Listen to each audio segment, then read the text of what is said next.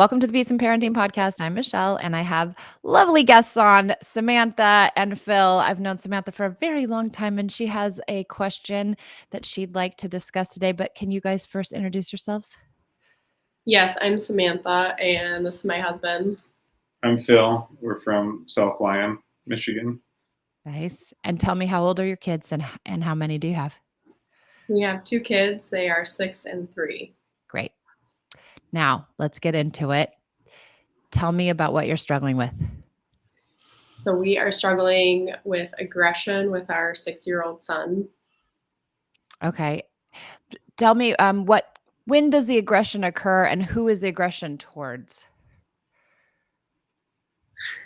I would say mostly myself, but also his sister, and it's been friends too.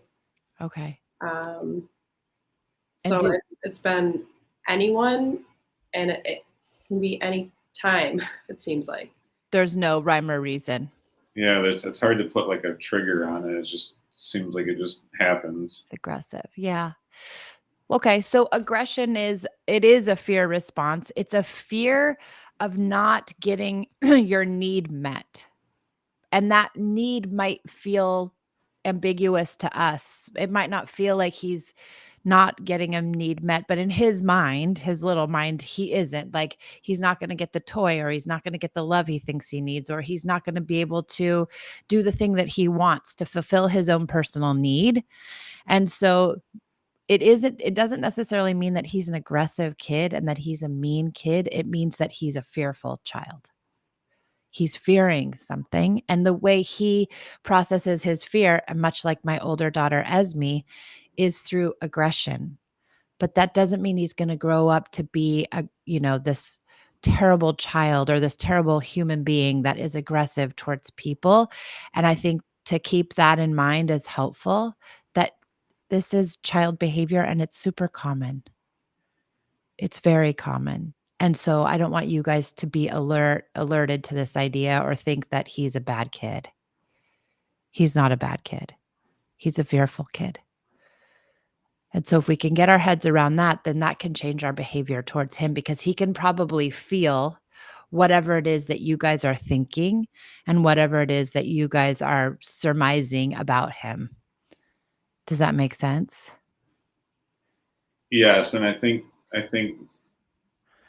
some of the triggers for me is when he gets aggressive, like my response is to be aggressive back, because I don't, it's Yeah. a trigger for me when it happens, and it's more rare, I think, for you, but it does happen. Yeah, my response is more yelling or. Yeah. But I feel that sometimes too. I mean, it's obvious. I mean, we tell our kids not to be aggressive, but then when he is, then, I mean, just as Phil said, yeah, we feel triggered to a point that we want to be mean back to him, and that's not right. I mean, I know that's like keeping the cycle going, and that's where we feel stuck. Yeah, so that's exacerbating his aggression. So your aggression or your yelling or your, negative energy toward him when he's being aggressive creates more aggression. So that's why you're not seeing a decrease in the aggression. You're seeing probably an increase in the aggression, because now he has more fear. And now he has more unmet needs. Now he's fearful that the relationship that he shares with you guys is severed. And so it pushes him deeper into that aggression. So, we have to change, unfortunately. That's the hardest part of parenting, is that, it comes from us. And when we change, they will follow our lead, especially at this young age. He will follow your lead. You just have to get yourself to change your response. So if we start with the mindset shift, right, that he's not a bad kid, that he is a great kid, that he's in fear, that he's not going to grow up to be an aggressive jerk, and that he doesn't know what else to do because this is his temperament, and that we have to work with that temperament, and that we have to respond with connection, which is very hard when it comes to aggression. So Yes. So I think a spot where I get frustrated sometimes is that so we do special time with both of the kids, And I feel like with our son, it's like he could do special time 30 times a day and it would still not be enough connection. So I'm Well, special time is a tiniest piece of connective parenting. It's very important, but if you're doing special time and then being aggressive with him, it's like canceling it out. right. If you're doing special time and yelling at him, it's not going to do a lot of good. So you have to have all of the components of connective parenting in order to see the fruit of it. And that means no punishments, no threats, no bribes, no consequences, no timeout, no yelling, no aggression. Like we have to clean our parenting of those things in order to see the connection work. We can't just do special time and expect it to fix everything. It won't. Well, I guess my point to that is I don't feel like I'm aggressive when we're doing special time. He's mostly not. I don't think he's aggressive when we're doing special time. I just feel like he needs that constant connection to not get aggressive. Yeah, kids need constant connection. They are wired to constantly connect with us. Their reptilian brain says to them, I need these people in order to survive. And I have to make sure that the connection I share with them is good in order to get food and water and shelter and love and all of the things that I need. But the moment I feel like the connection is broken, if my parents yell at me or if my parent is aggressive with me, the connection is broken. So I guess what I'm saying is that your kid is going to constantly be offline and online, prefrontal cortex off and online. Our job as parents is to see when they're offline and to get them back online, not to push them deeper offline. So in those moments where he's aggressive, if we can come with connection as opposed to some other punitive measure or some other negative, feature, then we will have a better chance of getting him to be less aggressive. Does that make sense? Mm-hmm. Yeah. So the 5 tools of connected parenting are special time, listening with empathy, play, setting limits with empathy, and taking care of yourself.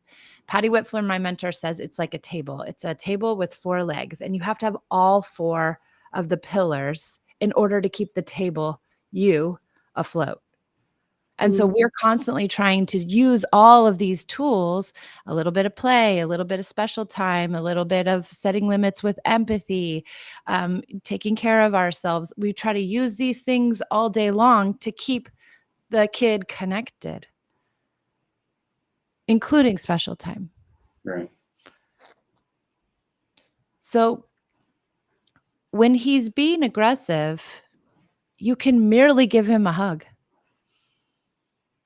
That could be the easiest, most simple way to flip the script for him.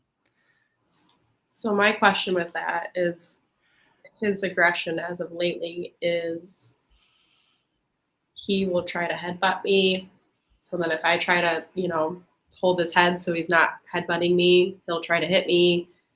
He'll try to kick me to a point that I'm just like holding him. So it's like hard to know what to do in those moments because it's like he just like his impulse control is just so quick.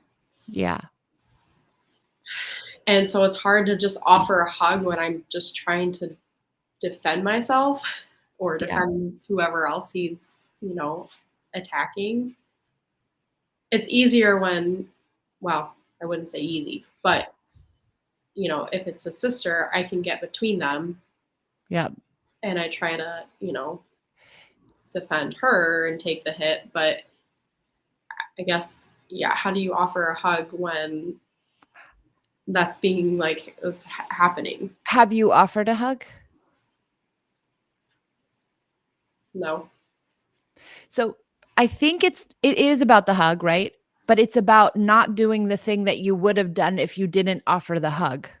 It's coming with the positive connective energy and thought and desire to connect with him, as opposed to coming with I have to hold him, he's headbutting me, I have to protect the sister, I have to protect the friend. Instead of coming in with that energy, you're coming in with oh my gosh, my child's not doing well. I need to give him a hug so he can do better. And I'm going to do whatever I can. That's the sentiment in your head. That's the sentiment in your body. That's how you come to him. He's going to feel that. So would your recommendation to verbally say, can I give you a hug, or can I offer a hug? Yeah. I would say, oh my gosh, it looks like you're having a really hard time. Do you need a hug? Just you saying that and coming in like that is saying, I'm not mad at you or chastising you or judging you for being aggressive. I see you are hurting and I want to help you do better. And I think from working with you and listening to your work, correct me if I'm wrong, but he may not respond to that the first time or 10, right? Or no, he may. mean, it isn't so much about, and then like you guys said, you came on this, right? And you were like, we're really trying to figure out how for us to respond. Right? Right. He might not change his response. I think from doing this work for a long time, I think if you stick to it and you are dedicated to it, he will change his response over time. But we're really trying to change your response, because I think your response is exacerbating his already existing aggression. So if we can just get the aggression to decrease some by you coming with a different response, we're winning. Yeah. And I think if you did it every single time, came with connection every single time, regardless of how he responds, just dedicated to doing that, you will see improvement. It's a process. Yeah, that's what's hard. I know. And I had an aggressive kid and she was so hard. I mean, she spit in my face. She headbutted me. She tried to bite me. She tried to bite her sister. Like, she did all the things in her worst moments. The only thing that helped her do better was me changing and coming with connection. It was the only thing that ever worked for her. And I see it again and again and again with aggressive kids. You get aggressive with them, they're going to get more aggressive. It's just it will never end.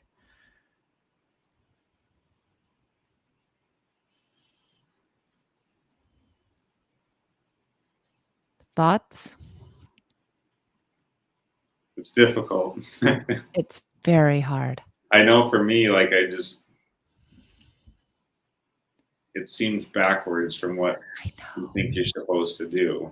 I know. Like you want to have some sort of discipline, and I guess for myself, I think I struggle most when it happens around other people, and I see, like, if I'm not disciplined with the way that he's acting, then they think that I'm the reason that he's acting that way, because we're not being strong parents, and that's why. Yeah. It's hard to feel judged. It's very hard to feel judged by other people. And I think, I don't know, did you guys grow up in houses where your families were aggressive towards you? Like, was that the discipline, spanking or that kind of thing? Yeah.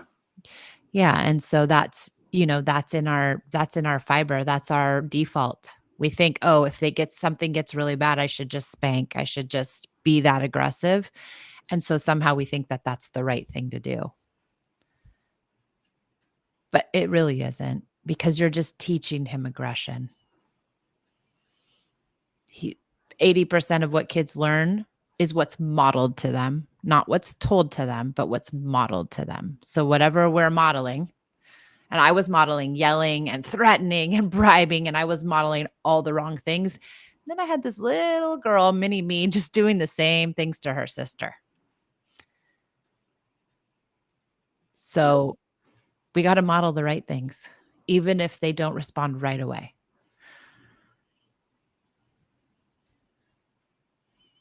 Do you recommend that same thing? That, I guess, if it's with his friends in a public place, would it be I guess to just kind of help remove him from the situation and then offer a hug or. I would try to get my body in between. He's still little enough. You can do that. I think you can get your body. Well, two things. One, I would make sure you're doing some sort of connection before you put him in some group activity, some friend activity. Like, are you guys wrestling? Are you doing hide and seek? Are you letting him really get it out before you get there? Have you done special time before you get there? Is he in a good mood, and are things going well with him, or has he already been aggressive with his sister, not listening at home, like having a hard time? Then I would avoid those group things for a little while. If he's in a bad place, not worth it. Just not worth it. Yeah, we're trying to. I think that's why we're here. We were in a group setting a little over a month ago, and he hit one of his best friends pretty hard. No. And we're trying to work it out. My friend, I'm good friends with his mom, and so she's been really gracious about it, but it's just challenging, and he really struggles with any kind of disappointment or Lots of shame. Yeah, Yeah. he really goes to that. And so I mean, what do we do if when that happened? I wasn't there. I didn't see it happen. I was there physically, but I didn't see it happen. Mm-hmm. So in that situation, how should I respond? I still feel mad about it. I feel bad for the other kid, and I feel bad for your son, to be honest, because he doesn't want to hit his best friend. He really doesn't. And he's super shame adverse. And so when that whole thing went down, it was probably a huge kerfuffle. And I'm sure he felt horrible. yeah. And so I feel bad for him. I mean, I feel bad for the other kid who was hit too, but that kid doesn't have a deeper thing going on. He got hit, was bad, but he's going to recover okay mentally and emotionally. Your kid is having a struggle here, and he continues to hit. So that's who I feel bad for. And so I think just having that change in thought can help you see him as struggling. And you just say to your friend, I'm so sorry. He's really struggling. We're really trying. I know it was, super unfortunate. And you go to the other kid and you say to the other kid, I'm so sorry you were hurt. And I'm sorry it's painful to have these things happen between friends. I understand. It's not easy.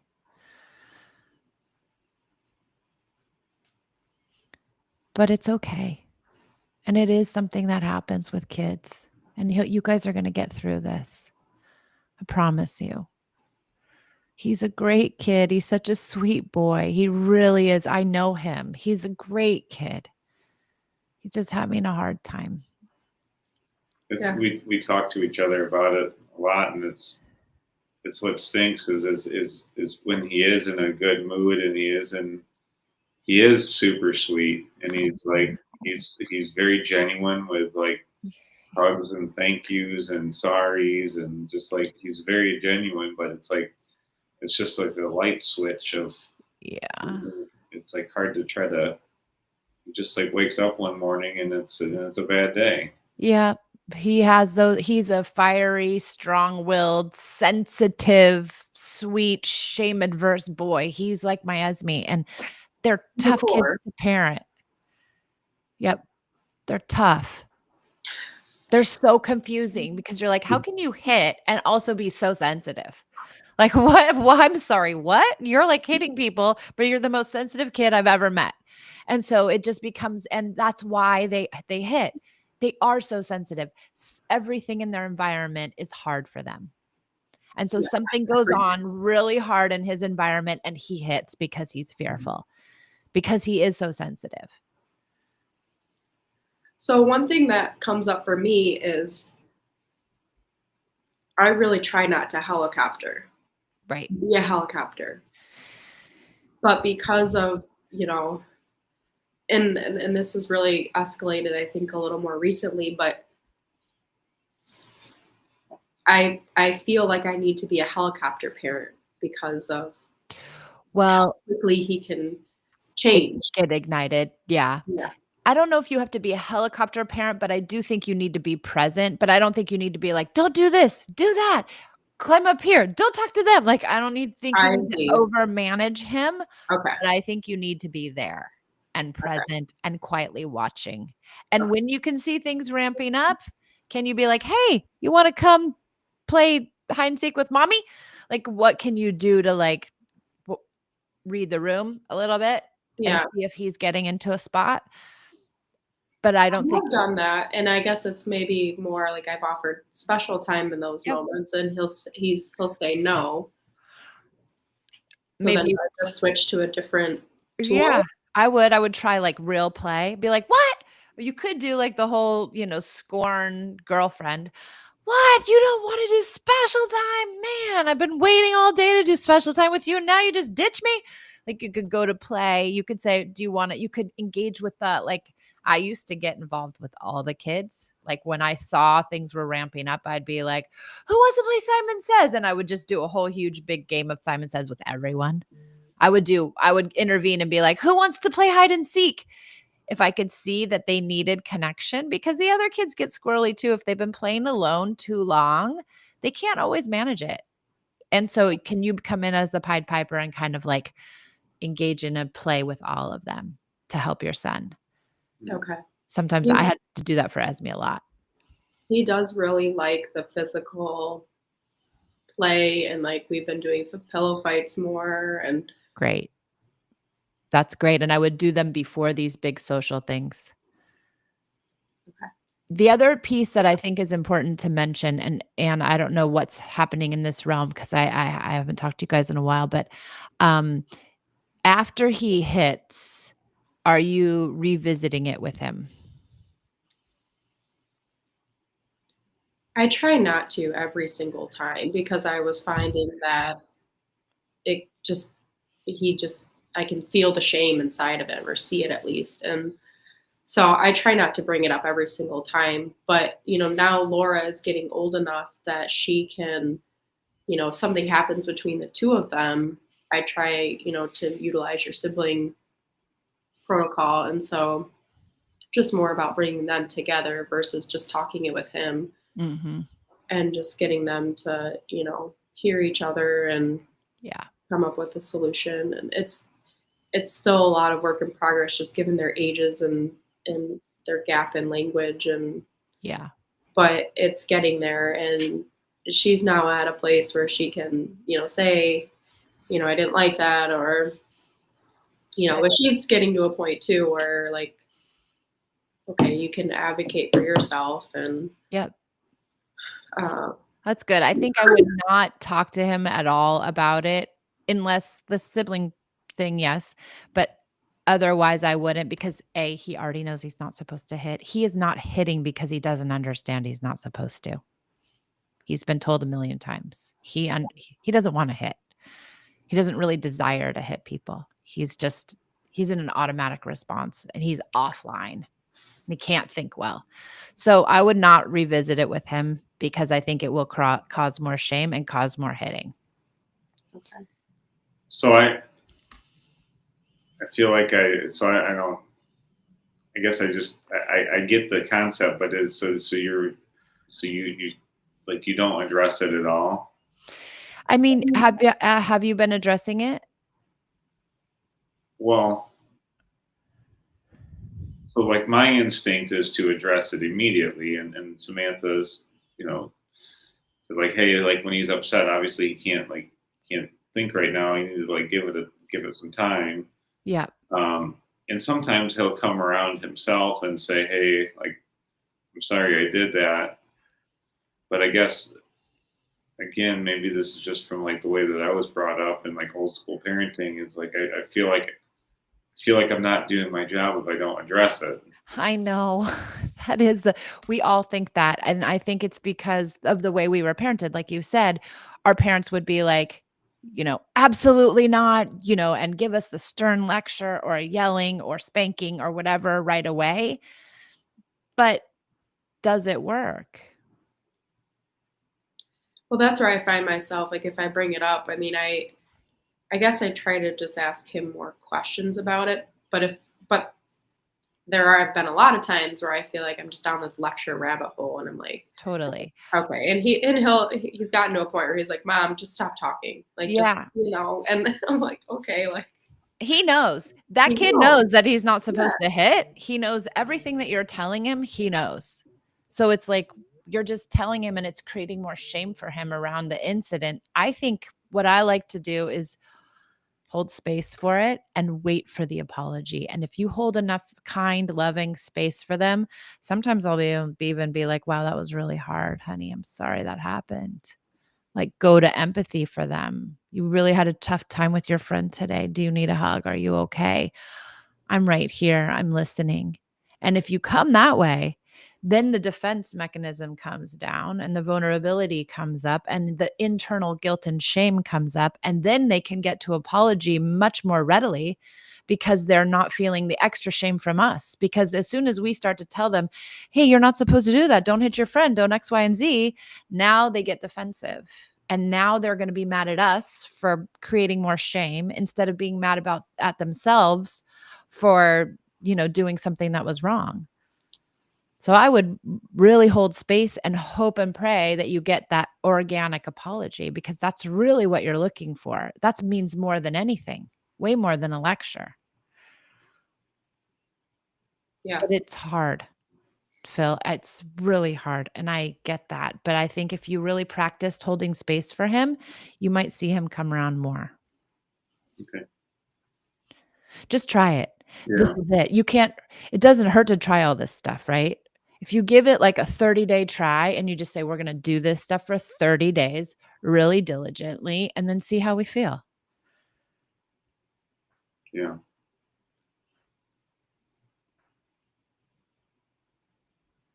He's lucky to have you guys that you're thinking this deeply about him because a lot of people would just send their kid to timeout and take everything away and, you know, really punish them. And you're not. And so that's a huge kudos to you guys. Thank you. Yeah. Any other questions about aggression or thoughts, or how are you feeling now? I think we got a lot of work ahead of us. Yeah. it's a At lot. least I I mean, do. I'm aware of it, but it's just hard to do it every single time. I know. It really is. But you can do it. And it will change your neural pathways. It will change the way you're thinking about this sweet boy. It'll change the way you're interacting. He'll feel it immediately. And I think that's like energetically, they vibe off of us. They're watching us all the time. They know our mood. They understand how we feel about them. Like they get it. Yeah, he's so sensitive to how I am and responding. Oh my God. Esme's home from college. She's going to be 19 in a few weeks. And I really didn't say anything except for I was like, oh, I gotta go. I'm rushing. And she's like, "Oh, Mom, I mean, why are you being so mean?" And I was like, oh my God, I'm sorry. I'm not trying to be mean, but she's, still attuned to me. Yeah, The other night Sam and I were having a financial discussion in the kitchen, and she didn't even say anything, and he came in the kitchen and she's just like cleaning up the kitchen. He goes, "Mom, why are you mad?" And we're like, "Wait, what? Where did this come from?" Like, They know everything. They're like little, soothsayers or something. I have no idea what they're doing. They're crazy. yeah. Okay. Work on this. Try your best. You'll mess up and that's okay. And you'll have to just get back on and try again. But I think you'll see some change in him. If you give it a good 2 weeks, I think you'll start to see a change. But you got to be on it. Dedicated to it. got it. Yeah. Yeah. Okay. Anything else, guys? I think that's all we have. That's it. Okay. Thank you Yeah. so much for coming on. It was so good to see you. I'm so glad I got to connect with you. Yeah, it's good to see you. Yeah, it was lovely. Thanks for joining us on the Peace and Parenting podcast. And we will